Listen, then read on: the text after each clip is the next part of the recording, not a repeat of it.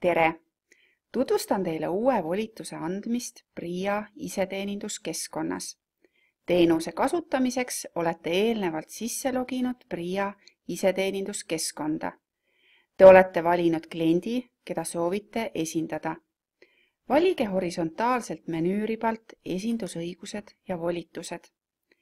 Teile kuvatakse esindatavaks valitud kliendi hetkel kehtivad esindusõiguslikud isikud, alajaotusena kliendi esindusõigused äriregistrist ja kliendi antud volitused PRIAs. Kliendi esindajana on teil võimalik vaadata ka kehtetuid esindusõigusi. Uue volituse andmiseks vajutage nupule Lisa uus volitus. Seejärel sisestage volituse esitamiseks vajalikud andmed. Volitatu isiku isikukood.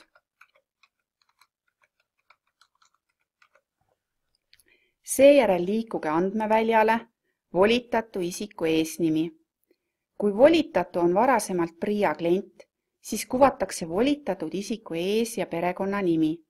Kui volitatu ei ole PRIA klient, siis sisestage volitatud isiku ees- ja perekonnanimi ette antud andmeväljadele.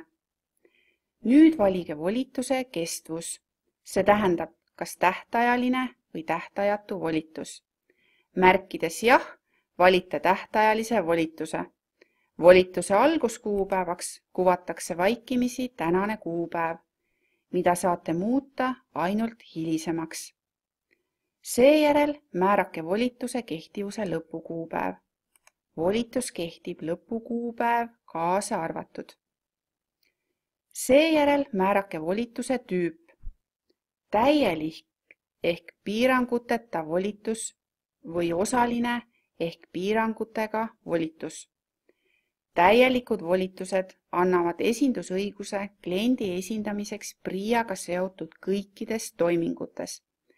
Kui valisite volituse tüübiks täielikud volitused, siis tuleb valida ka edasi volitamise õigus. Kui valite jah, see tähendab, volitatul on võimalik edasi volitada.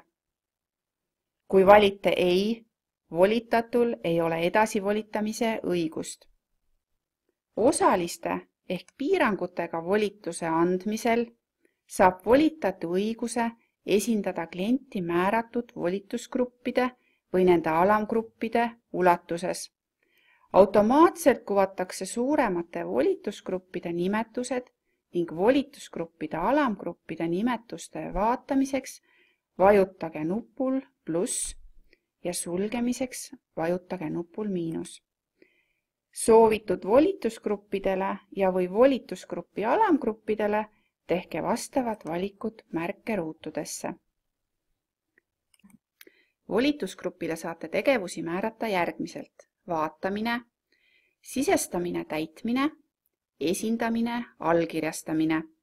Näiteks anname volitusgrupile kliendi andmed, vaatamise, sisestamise, esindamise õigused ning volitusgrupile pindala- ja loomatoetused, alamgrupile pindalatoetused ja MAK-loomatoetused, vaatamise ja sisestamise õigused.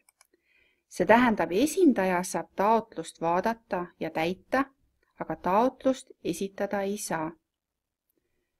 Täidetud volikirja eelvaatega on teil võimalik tutvuda vajutades nupule volikirja eelvaade PDF formaadis.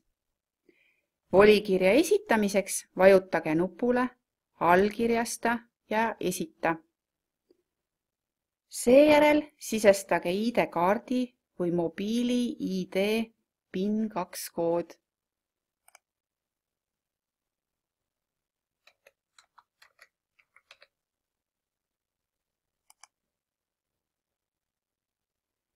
Volituse eduka esitamise korral kuvatakse eduteade. Allkirjastamine õnnestus ning esitatud volikirja registreerimisnumber. Head kasutamist!